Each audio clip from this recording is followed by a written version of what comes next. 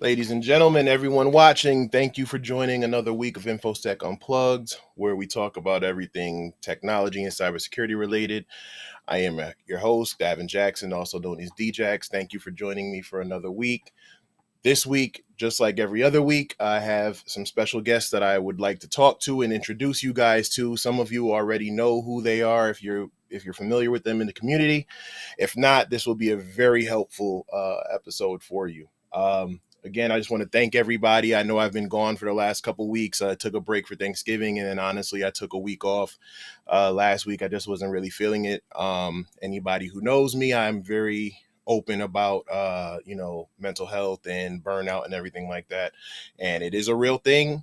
And when it happens, you make sure you take the rest and the time that you need to get better. I've been feeling a little bit down.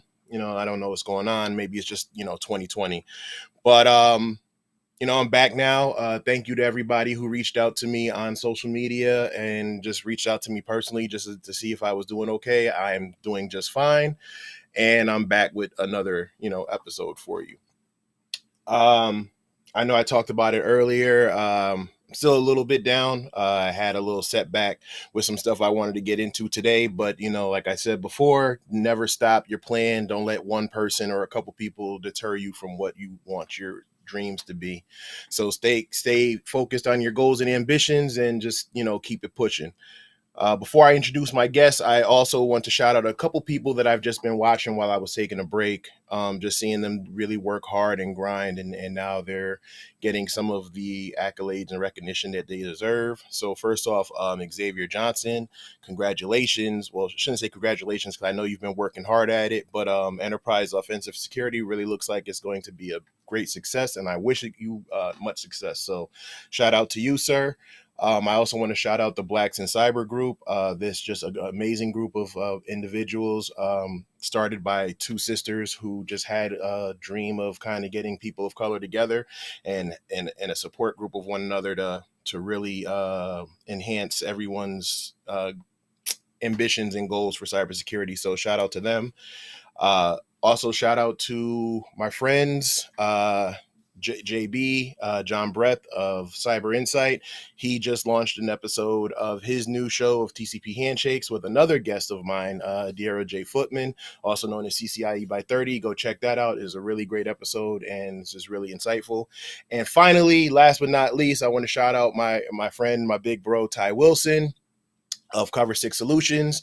He is launching his SOC analyst prep camp for the weekend, this weekend. So if you want, please go check that out. It's really helpful and, just great thing to do to learn some of the stuff in cybersecurity. And another thing you could do to learn in cybersecurity is to pick up a lot of books. But one book in particular that I actually reviewed earlier this week on my blog is the Pentester Blueprint. And it was written by Phillip Wylie and Kim Crawley, who are my guests that I have here today, and I'm going to bring them in now. So we have Kim and we have Phillip. So welcome to the show, everybody. Thank you for joining. I am greatly appreciative that you guys can take time out of your busy schedules to join me today. It's a real honor to be on your show. Thank you. Thanks for having us. As Kim said, it's an honor. Good to see you virtually. Yeah.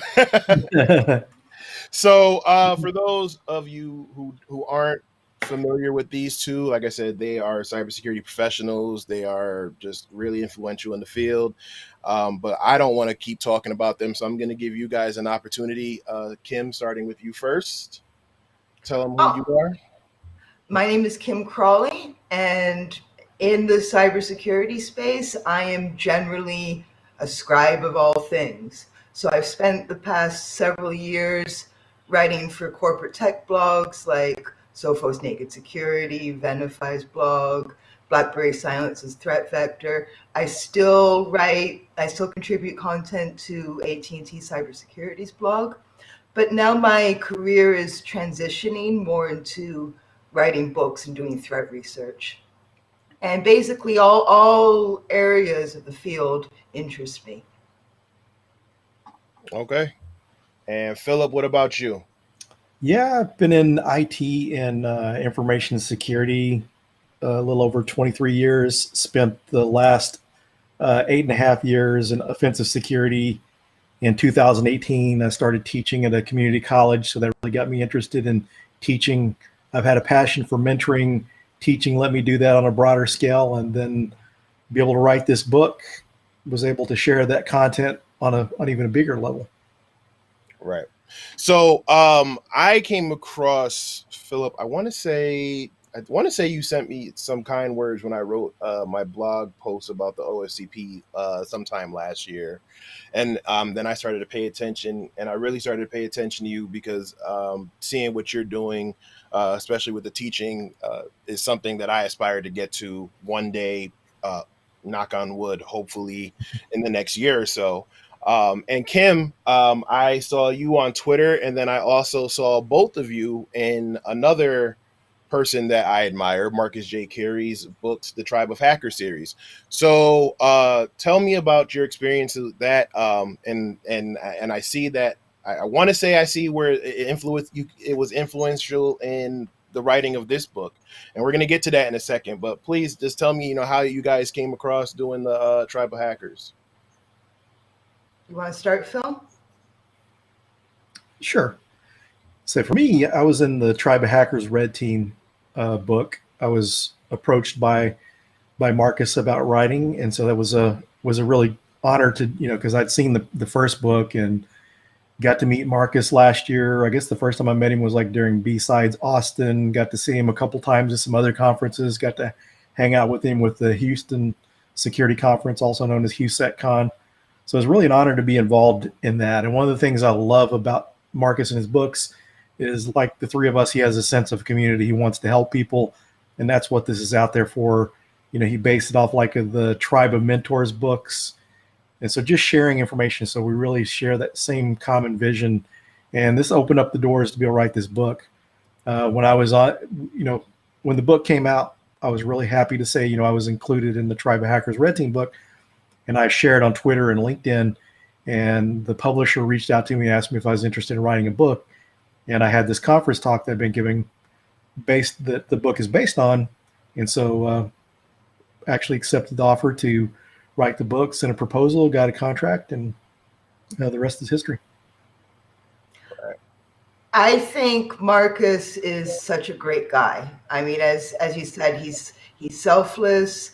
He's all about the community. He's all about promoting a diversity of voices in the community.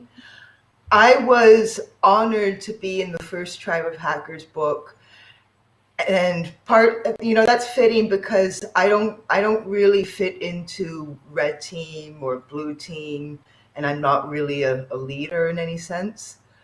So the first book was more general, and I am general. So many great people in the whole series, and I'm really delighted to be a part of it. Like, his books are like the Hollywood Walk of Fame, I think. So. Well, it's definitely like a who's who of influential people in the field, people that are just really great. And like I said, I'm glad you guys were in it. And again, Marcus, yes, he's definitely just a selfless person. Like I said, I tell my personal story. A few months ago, I was just having a really hard time. Thought about walking away, and Marcus just sent me a message and was like, "Call me." And I talked to him for maybe about 45 minutes to an hour, and then like a couple weeks later he called me again and checked on me. And it's rare that you find people who were just willing to just do that and step out on a limb. So yeah, shout out to him. And hopefully one day I could be in one of the books. So from the Tribe of Hackers books, you guys get together and start writing the Pentester Blueprint, starting a career as an ethical hacker. I have my copy here. Like I said, I read through it. And like I said, I really enjoyed it. And if you guys see my blog post, I'm a big advocate on reading and, getting that hands-on knowledge as well as the book knowledge. But I guess I'll go ahead and just say it right now. I think from reading this book, is definitely going to be on the top of anybody's list, just because it makes sense to, right? You should read this book to understand what you want to do to get started, and then follow up with the other books that I recommend. So kudos to you guys for that. And then just tell me the story about how you guys came together to make this happen. Sure. It's kind of interesting because Kim and I had been connected through social media for a while, and I've asked her advice on what platforms to blog on. You know, you had Peerless out there and Medium, and so I was asking advice on that, on some writing things. And when I started writing the book, I was writing it solo. I got out there and I was trying I don't know, my writing style is pretty short and to the point. So I just really was having a hard time really filling a book. And I'd signed a contract, so I wanted to complete that. I already told people that I had a book deal. I was going to write the book. I didn't want to give up on that. I thought about maybe self-publishing, but I thought, I've already committed to the book, so maybe I should get a co-author. So one of the things I like to share too is I learned a valuable lesson. Ask for help. You can't do it all by yourself, and sometimes getting help makes it better. So this product is a lot better book due to Kim. So Kim was able to come in, help me flesh out the rest of the book. I had a lot of things towards the pentester path, but she added a lot of things that are like good for people learning security, like the CIA triad, a lot of other great resources. She had the idea of doing interviews with different people to ask them about how they built their home labs, how they got started and stuff. So it really improved upon the book. So I asked her back in April if she'd be interested in writing the book. And it's funny because the publisher was aware of who Kim was. And that day he had just got a contract signed with someone else as writing 2 books on hardware hacking or reverse engineering or something like that. He was pretty amped with that. And then when I told him Kim was going to help co-author the book, he said, my day couldn't get any better than this. I got a book contract signed with this person, and Kim Crawley is going to co-author your book. He said, I might as well stop today. The day can only get worse from here. That's awesome. That's high praise coming your way, Kim. I got to make sure that my head doesn't get too big. I'm just a humble scribe. It was when Phil asked me to co-write the book in April, that was just an incredible opportunity as far as I'm concerned. I mean, Phil is one of the top experts in the field about penetration testing and red teaming in general. Talk about it. And I didn't hesitate to say yes. And it was really great. I mean, I had never had experience co-writing anything before. So it was very much a learning experience for me as much as it was for Phil. And Phil had a lot of really great content because he's really the heart and soul of the book, because it's based on his Pentester Blueprint talks that he gives at various security events all over. And so he had a really great foundation laid and a lot of really good content. And my job was to complete the puzzle, basically. So it's like, I'm thinking of like a master chef, and the base ingredients are in this massive saucepan, and I'm just like seasoning it and adding garnishes and some vegetables here and there. So I think, Phil's strengths and then my own strengths, which are a little bit different, really blended together well. So we set out to make like the best possible introduction that a newcomer could have to exploring offensive security roles, pen testing specifically. Right. And like I said, I think you guys were successful in doing that. And I also think, again, both of your experiences, countless years of experience plays a major factor in it. So I think I jumped ahead a little bit when we got right into the book. But tell me, how you guys got started and what led you to getting to where you are now. From the beginning, the condensed version though. Okay, I guess I'll start. It was, I'll try and give you the Cole's Notes version so I don't hog too much of the airtime. I had a long and very confusing and unpredictable journey to getting where I am today. I remember taking a very early interest in computers. I'm an older millennial. I'm not a Zoomer, so I didn't grow up with the internet from toddlerhood or anything like that. But my dad was a novelist, and we got our very first like Windows 3.1 OEM PC back in 1993, and I would help him with the troubleshooting when he had like printer issues and stuff like that. And I was like fascinated with computers, and I played all kinds of computer games, and I tried little experiments and tweaks and little experiments with Notepad and the command line and whatnot. Sometimes I messed stuff up. And I remember when I was in grade 4, which is 4th grade in Canadian language, my teacher said, I was struggling with math, and my teacher said, Kimberly, if you want to pursue a career with computers, you have to be a math whiz. And she thought that that was going to improve my math grades, but obviously it didn't. It just like totally discouraged me.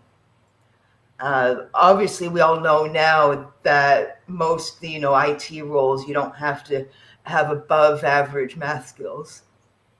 But anyway, after like a lot of failures in a lot of different areas and having a really rough young adulthood, I had I pursued some IT certifications. So I got like the CompTIA Plus and the Network Plus. By my mid-20s, I landed a remote tech support job, and roughly 60-70% of the tickets were malware related.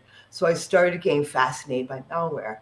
I saw some of the earliest ransomware, which back then, because the first cryptocurrency wasn't until 2009, I saw ransomware demand credit card numbers. This was like 2006, 2007. So I really got interested in cybersecurity, and then I got some writing opportunities online. I think around then I started doing video game reviews and stuff like that. It's all like long lost in the deep web by now. Oh, that's awesome. And I got a lot of the condensed version is I started getting opportunities to write about cybersecurity for corporate blogs, and I did a lot of research in that area, and it always fascinated me. And over a period of about 10 years, my skills with research and writing improved greatly, and I got more and more really cool opportunities. Like I think Joe Petit at Tripwire State of Security gave me my big break in 2016, and the opportunities just blossomed from there. And then COVID hit in earlier this year, and all of a sudden tech companies started cutting their marketing budgets. So the only corporate blog that I've been writing for that didn't lay me off was AT&T Cybersecurity, and I'm still writing content for there, which is great. But it taught me that my career has to change directions. Honestly, writing and research is what I'm best at. I'm not really good at other things. So it's still writing and research, but now I'm doing more threat intelligence.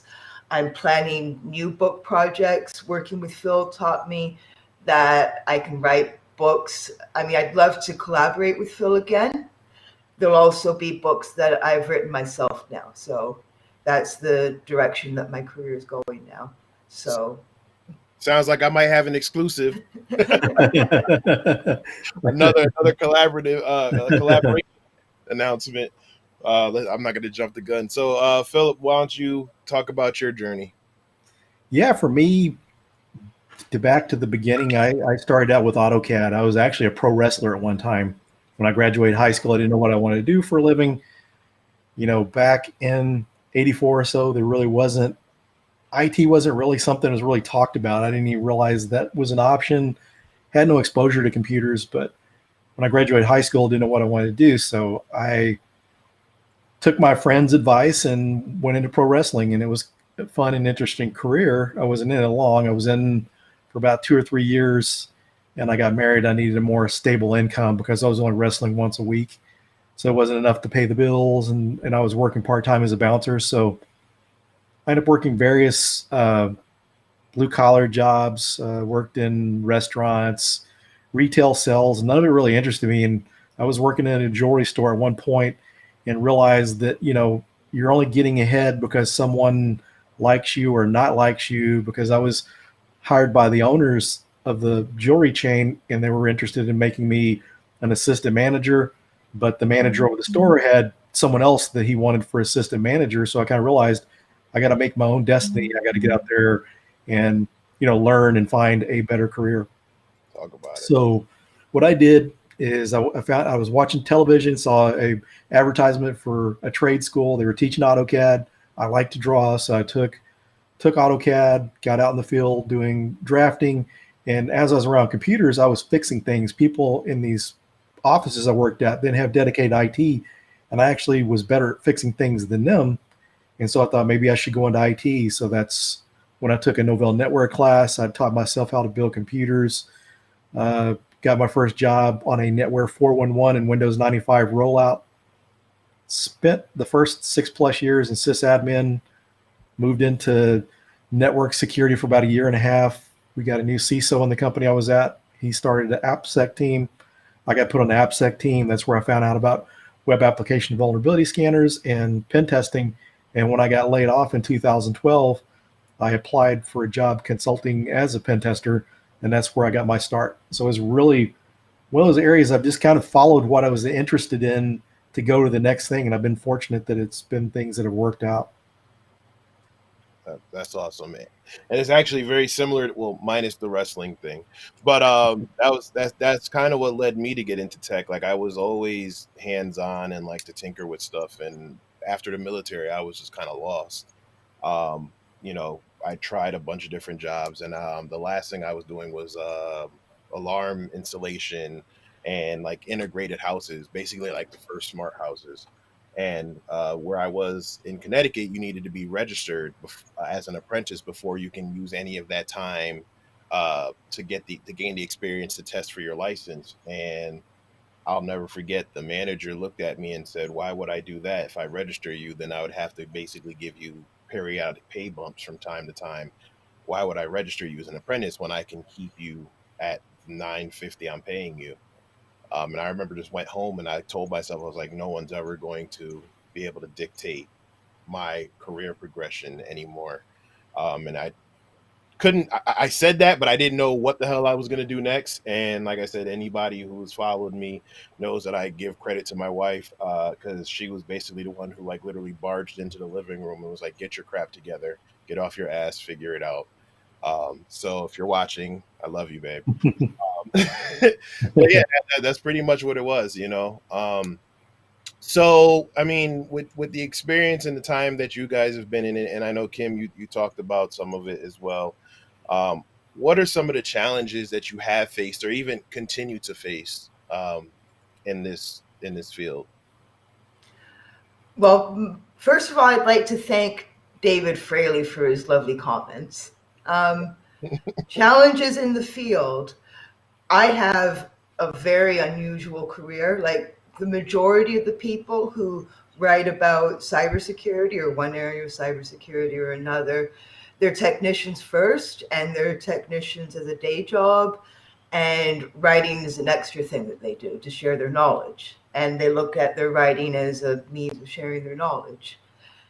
I am like the opposite. I'm a creative writer who happens to have cybersecurity as their topic. So there's no guidebook like the one that we wrote that makes it easy to figure out how to do that as a career. It can be challenging to become a pen tester, but at least there's a clear way to do it that we explained in the book. The way to get my job is even murkier and more complex. So I think I've just had an incredible amount of luck. I've always appreciated the opportunities that people have given me. And I think the biggest challenge is getting noticed as a writer and getting your research notice, and also finding editors and publishers who are willing to, who you can work with. I have flourished under good editors. I mean, some of the favorite editors I've ever worked with are like David Turner and Kate Brew, and they've really helped me grow as a writer. And I've had a few like really lousy editors. So that's always kind of a challenge. But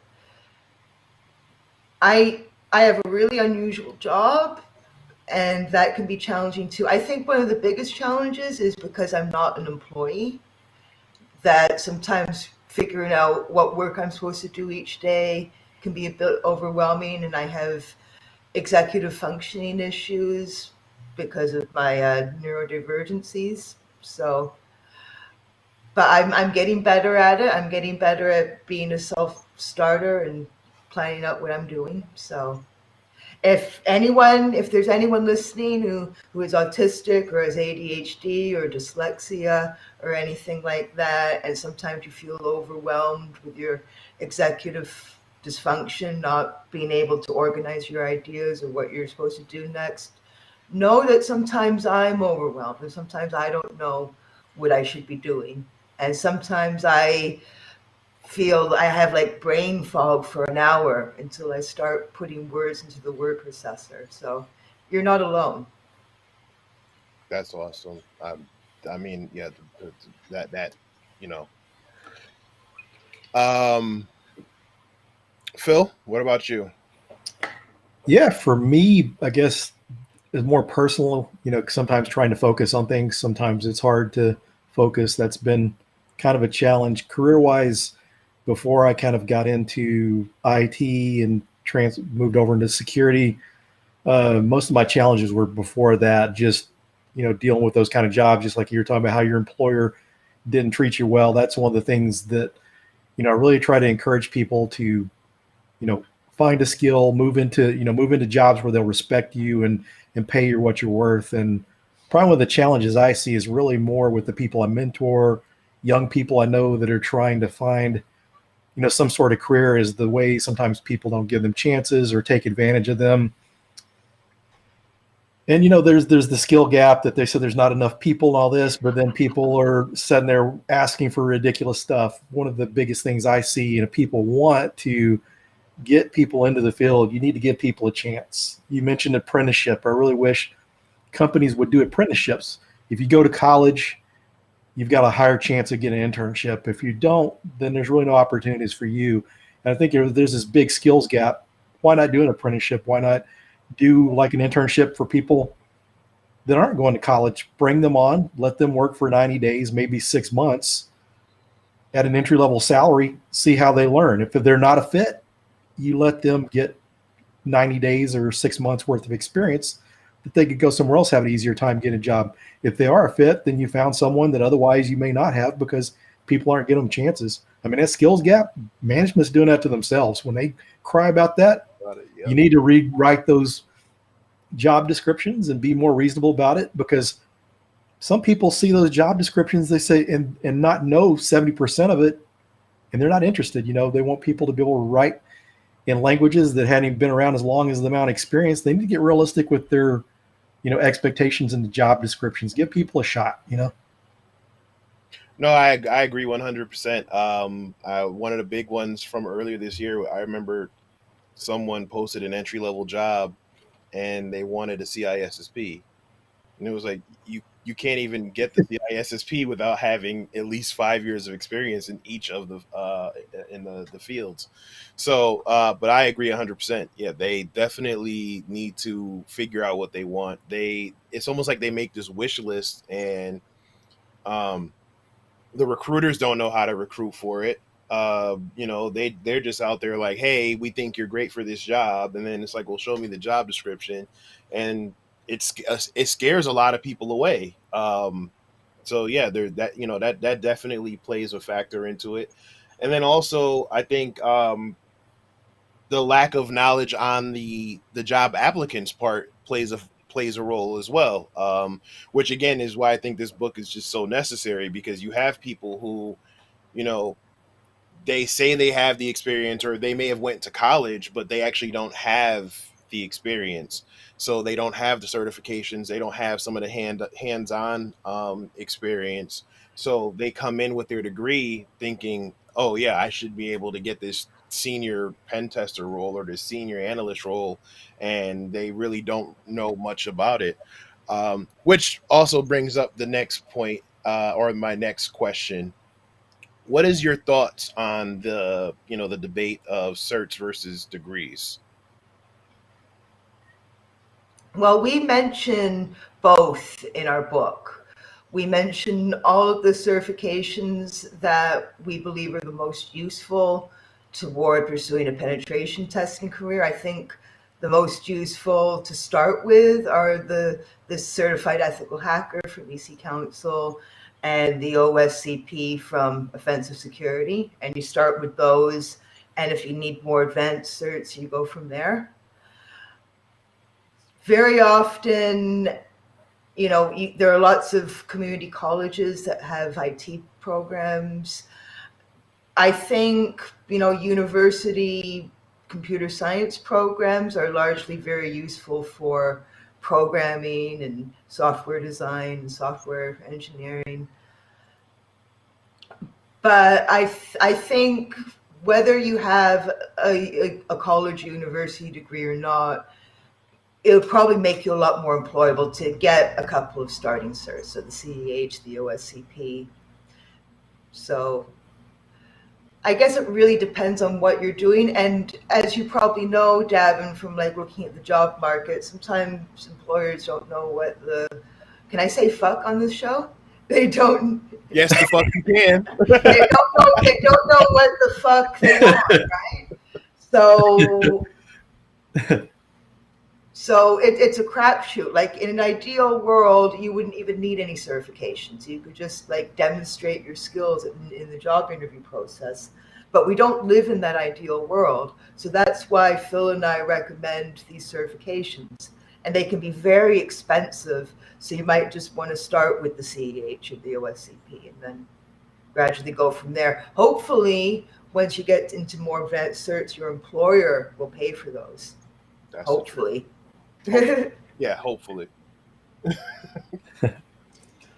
So, like I said, I agree. I didn't go to college.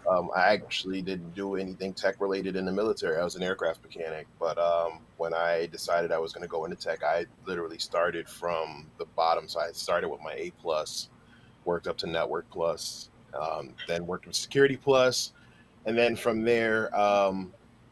Before I got into cybersecurity, I was doing help desk and sysadmin stuff. So got a bunch of my Microsoft certs, and then I moved into cybersecurity. So I got the CEH and then started moving into that.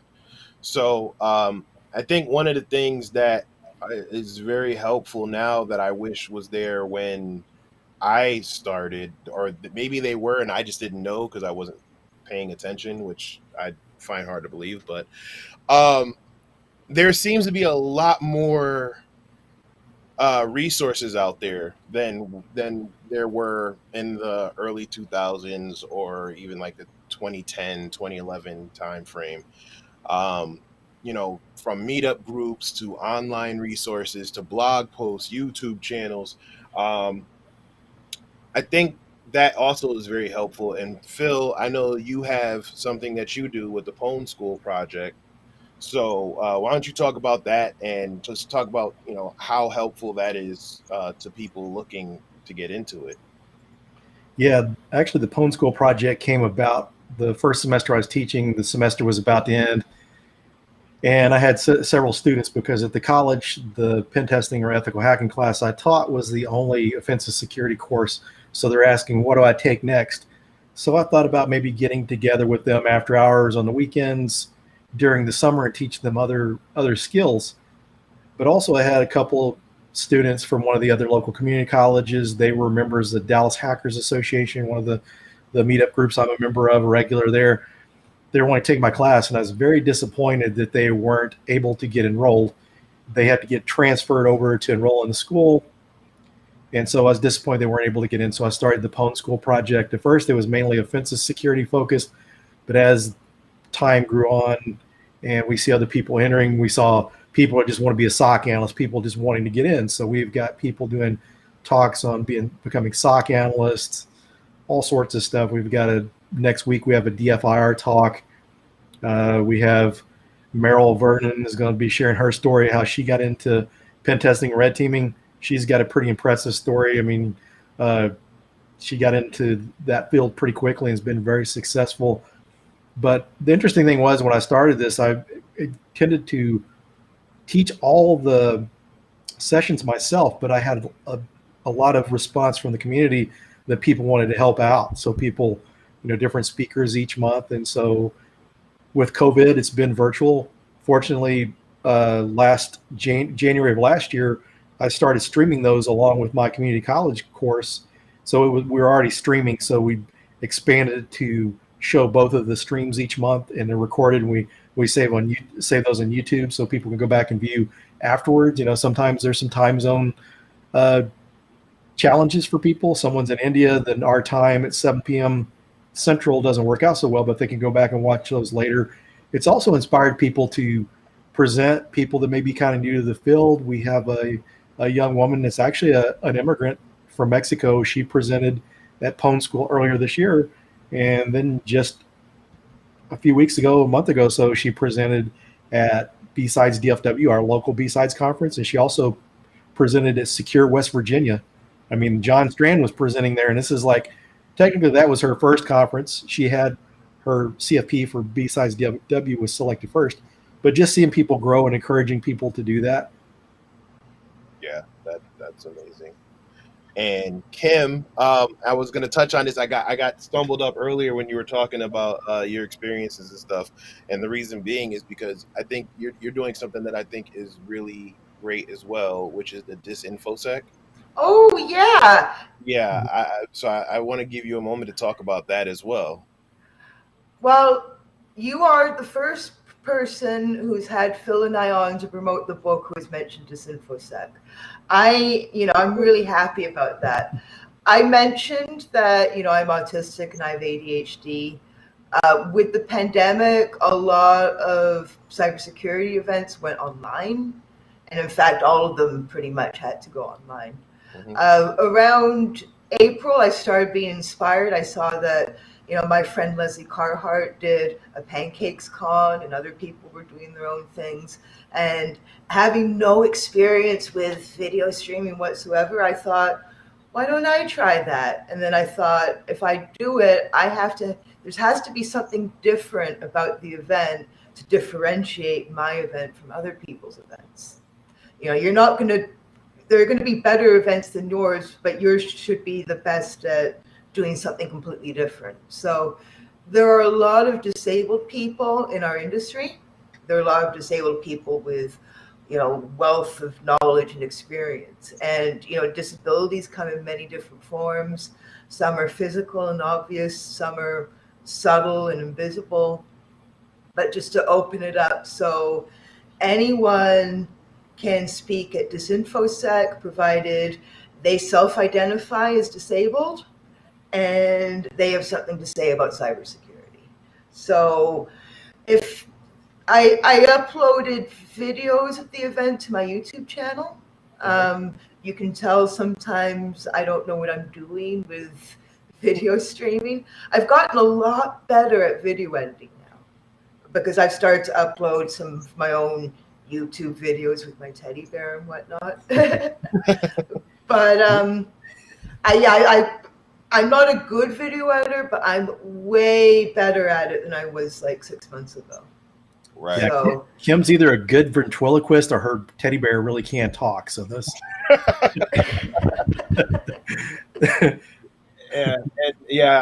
the same way. so there's going to be a DisInfoSec next year, definitely. Oh, So absolutely. Yeah. go to the website, sign up for the email list, and even if you've never worked in the industry before, if you have something to say, once CFPs are open, I say March or April, feel free to send one over. And like I said, I think that's amazing. So kudos to you. Especially not knowing and the fear of the unknown. Same thing with starting this. Like I had no idea what the hell I was doing. I didn't know if I should start, how to start. And one day, like Ty Wilson was just like, I was like, I think I'm going to go live today. And Ty Wilson was like, all right, I'm with it. And I put him on the show and we started talking, and that was just the very first episode. So, but the other thing I think that the pandemic has shown not even just the pandemic, I think just everything that's gone on in 2020 as a whole, I think we can agree has been really shitty. But for the most part, I mean, you still have your assholes and your tech bros, and the people who think cybersecurity or tech field should be the way it should be. Yep. Uh, but I think what really warmed my heart this year was the actual feeling of community and unity in the cybersecurity community. For the most part, you still have your bad actors and you're going to have your bad apples. But one thing that I did see, from the online, the online conferences, the online talks, just the online support. Like I talk about the support I've got, the Shared of Mike and Cyber event, Hack at the Harbor, like you said with DisInfoSec, it was definitely a lot of people coming together to just really help one another that honestly we probably wouldn't have met, outside of a couple conferences passing by. Now, I mean, I never would have thought I'd be here talking to Kim or talking to Phillip or talking to half the people that I can actually call my friends now and I have in my contact list. And I think that also shows with the contributions in your book, right? We're going to go back onto the book. I think what I really enjoyed about it is, again, you guys have all your experience from writing and dealing with cybersecurity and Phillip with your stuff with the pen testing and phone school. But then you went ahead and said, you know what? Let's get some other people to talk about how they built their labs, how they got their start. What did they do? Did they intern? Tell me and tell everybody what that was like, getting everybody to come out. And I mean, again, you had Marcus write the forward for the book. So, just tell me about how, the people came together to support the project. Hey, Kim, why don't you take that? That was kind of really your idea, do the interviews. I reached out to Yeah. Marcus to write the forward, but Kim's idea was to add those interviews in a different section. So why don't you share that? Honestly, I love doing interviews. I love being the interviewer and I love being the interviewee. And I know so many great people in our industry with so much excellent knowledge. And so I just opened the floor to people with penetration testing experience to interview them, to pick their brains. Some of the questions were about pen testing directly, but most of the questions were about pen testing careers, like how did they get where they are today?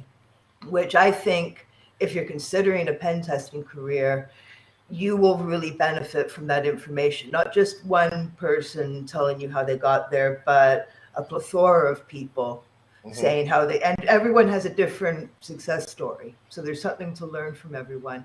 And also, yeah, I agree with John MB that if you're good at writing or you're good at making videos, it can be a great way to share your knowledge. Right. So I just want to address that. I was going to get to that in a second too. But another thing that I really enjoyed in the book, that people who I talk to all the time when they're thinking about switching careers or again, because of 2020, they may have lost their job or got downsized and they're looking to do something. They're scared to make that jump because they think, that they may not be smart enough or that they don't have the skill set that is required. And one of the things that I absolutely love that you guys did in the book is you showed different examples of how other job fields or other experiences can translate to skills in cybersecurity. And if you guys want to touch on that, because like I said, I always talk about that. I'm like, listen, I come from the, where I even in the neighborhood I grew up in, when I tell kids all the time, I'm like, listen, there are certain things you can do for physical pen testing or something that gives you an eye, that gives you a leg up that someone else might, So if you guys want to talk about that would be helpful, because coming from me, a lot of people don't believe it, but I think they might believe it coming from you too. I mean, that part of the book I wrote, the examples, like doing a skills inventory, and those are 4 fictional characters, but they're realistic scenarios. The first three scenarios were based on people I know, and the fourth one is based on a cheesy late 70s pop song. And if you can guess which one it is, you get bonus points. But the fourth example, like you're talking about physical pen testing, so the HVAC technician example really illustrates that well, because all data centers have vents, and cooling is very important for a data center, obviously. So an HVAC technician knows how to get in through the vents, and how to get in such a way that you can do it safely without being noticed. So that's a very obvious transferable skill there. Actually, my father-in-law is the HVAC technician. He was actually doing that for BlackBerry. Oh, okay. Yeah, Waterloo. Yep. Another good example was the one based on the pop song, the fourth one. You don't think that being a grocery clerk can be transferred into a pen testing career, but you do learn some things that could be very useful. Not only like the physical security sense of, you got to verify that the truck coming in on the loading bay after hours is a legitimate supplier and not someone who stole a dairy truck trying to sneak into the supermarket and go to the till and take the money. Yep. There's customer service, because when you're a pen tester, your client is the customer, and you have to fulfill their security needs. You need to find the vulnerabilities that apply to areas that they need and make them satisfied. So as a grocery clerk, you have obviously, customers who ask you for help, and you have to be a people person. The writing job, like a lot of pen testing is writing the reports of the vulnerabilities that you found, and being able to communicate well in writing is very useful, because if you don't give your client a useful vulnerability report, then all that effort was wasted. So if you use your imagination, you can actually realize how most things can be transferred into even like social engineering pen testing. Yep. Like, hey, I'm calling from tech support. I need your username and password, please. That sort of thing. Yeah. No. Yeah, go ahead, Phil. Yeah, that's a good example, because one time I was social engineering this company. We'd built a website. We were sending them to the website to capture their credentials.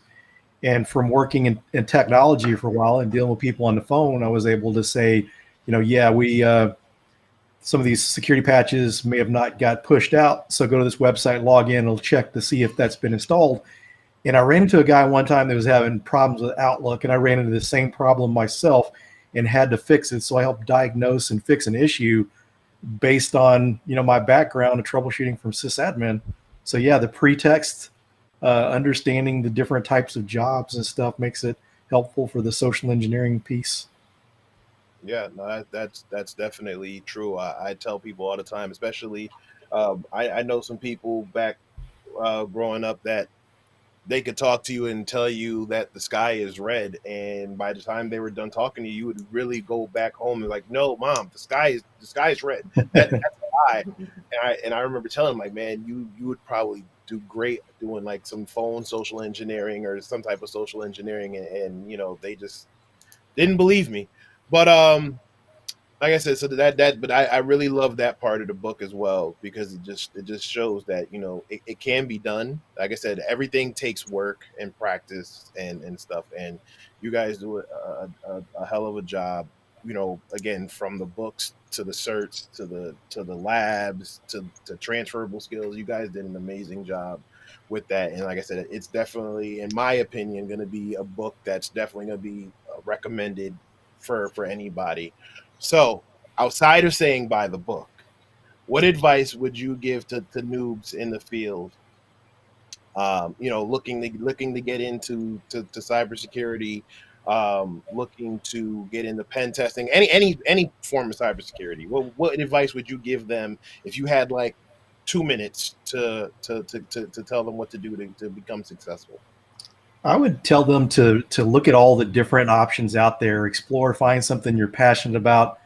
And one of the things I like to want to share with people too is everyone thinks that to do a cool, fun job, you have to do pen testing, but threat hunting is really, really cool. The threat intelligence, there's a lot of other stuff out there that's fun besides pen testing. I'm not discouraging you to not pen test. And also too, if you have to start out and, get your foot in the door, start out help desk as a SOC analyst to get your foot in the door, just because you don't get the job you want ultimately to start out with, don't be discouraged. I mean, those skills build on what you need to be a pen tester. And, you constantly want to be evolving in your career. So, start out somewhere, because it's easier for a SOC analyst to get a pen tester job than someone with zero technical experience. This is true. Kim, what about you? If you want a pen testing career without revealing too much of the book, try stuff. Install a virtualization client. Like if you need a free one, Oracle VirtualBox can be good. And, as long as you're doing it within a virtual machine or a computer that you own, you can simulate cyber attacks for practice. Most cybersecurity events, they have capture the flag events, and you don't need credentials. You don't need to be asked. You don't need to be invited to participate. You can sign up and see if you can find that flag in that virtualized network or in that computer system somewhere. Just try stuff. Don't be afraid of failure, because you're going to make a lot of mistakes. We all do. And the important thing is to make those mistakes and learn from them. Just don't do it in prod. No. Exactly.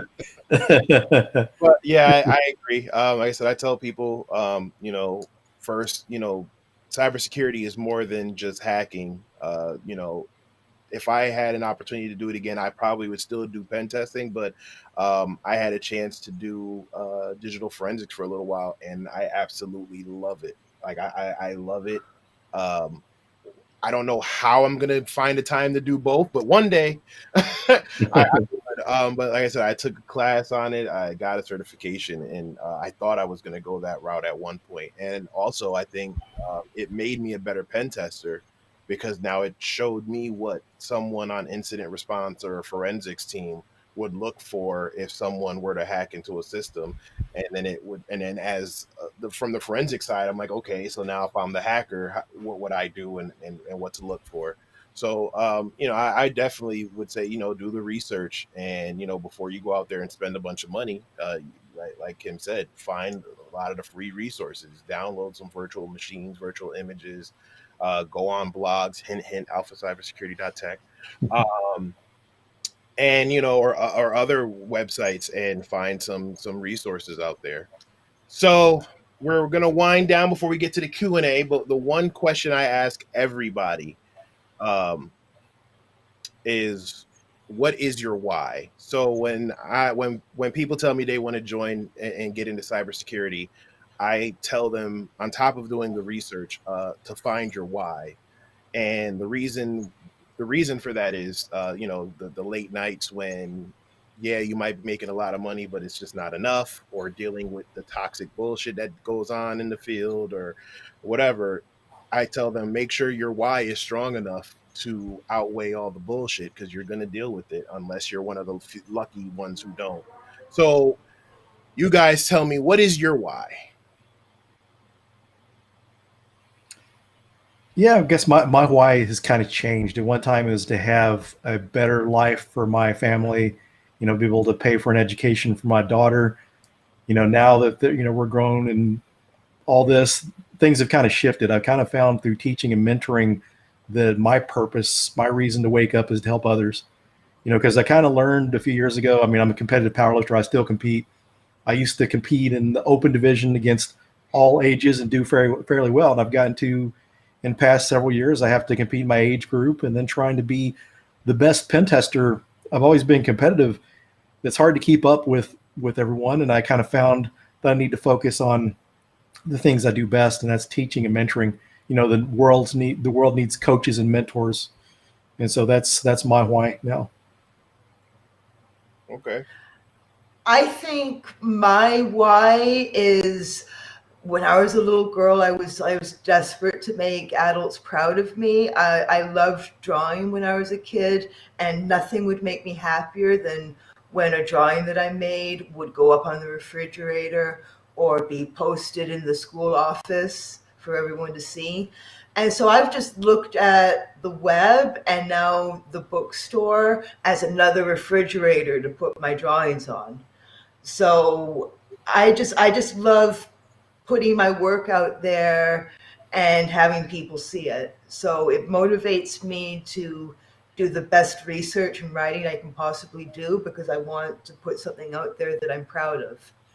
So that's what motivates me really. And I learn every day because I have to. So that's what gets me out of bed in the morning other than wanting to finish my video game. I would say I see your video. You got some video games back there. You got a couple. Oh yeah. I got my second wall started over here with my Funko Pops. I haven't gotten back into the Yeah. games We yet. should compare Funko Pop collections. Hey, listen, whenever you want. But yeah, but again, thank you guys. Like I said, it's an amazing book. You guys definitely need to go out and get the Pentester Blueprint, starting a career as an ethical hacker. It is out now. Like I said, I picked it up the first available chance I got, just because I just wanted to see what you guys had to say. I like I said, I follow both of you. Um, I admire your work. Like I said, I want to get into doing more teaching and training at some point, and as well as writing with my whether it's the blog post. I'm not sure if I'm quite ready for a book yet, but like I said, you guys definitely are an inspiration, and especially in a time during COVID when a lot of people were uncertain about what they wanted to do. The fact that you guys said, okay, we're going to come together, and not only we're going to write a book, but we're going to write a book to actually help people that can possibly be advantageous to them during this time, this unknown, this uncertain times. Just kind of speaks to both of you characters, and I salute the both of you. So again, thank you for writing this book. Thank you for joining the show, and we're going to open it up for some Q&A. So let's see. First, we'll start with David Fraley. He said, "All three of you guys are goats." I'm gonna say thank you, but I am just a humble noob. um, but the two, yes, I agree with the two of them here. Let's see. Hi, how are you? I'm fine. How are you? I'm in. Let's see. David again says, if you're not subbed, I appreciate it. Please subscribe. Please subscribe to the blog, the YouTube channel. Is definitely very helpful. I'm just trying to build something that will hopefully grow into something a lot bigger. So I appreciate all of the support. Ibrahim says, thank you, Kim. So You're welcome. let's see, JB again, Jay Bizzle on Twitter says, I think blogs and videos are a solid way for folks with limited work experience to demonstrate knowledge. I once again, I agree 100%. You guys, I think you guys said you also agreed earlier. So let's see here. Maddox12 just says, hello team. How you doing, sir? Salute to you. And finally, we see, let's see, CTFs, it's very useful, but the younger people need to look always how bases work. The younger people do need to see how bases work.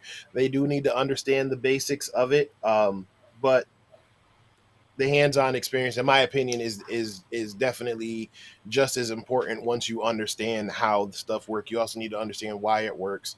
I tell people all the time, learning the basics and the certifications, that will get your foot in the door, get you the interview, but the hands-on skills is what gets you paid.